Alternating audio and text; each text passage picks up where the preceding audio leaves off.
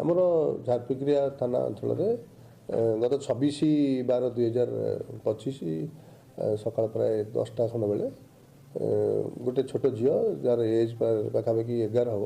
से गोटे ग्रोसरी दुकान को जाइए कि ग्रोसरी सामान किनापी से ग्रोसरी जे दुकान बसते सी जड़े दैनिक जड़े टीचर यूपी स्कूल टीचर सी दुकान पछपटे घर अच्छी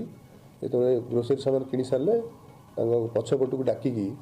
घर से कई नथिले मिसबिहेव कले तेणु रिपोर्ट को आधार करके से लिखी attempt to rape Holi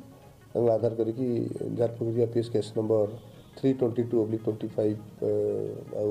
dated 26/12/25 under section 65+2 62 BNS 8 पक्षर गोटे केस होती आक्यूज अरेस्ट होती आज फराड हम अदर फर्मालिटीज जहाँ से बर्तमान चलती सिचुएसन बर्तमान नॉर्मल अच्छी आउ से पिला को मेडिकल एग्जामिनेशन कराई।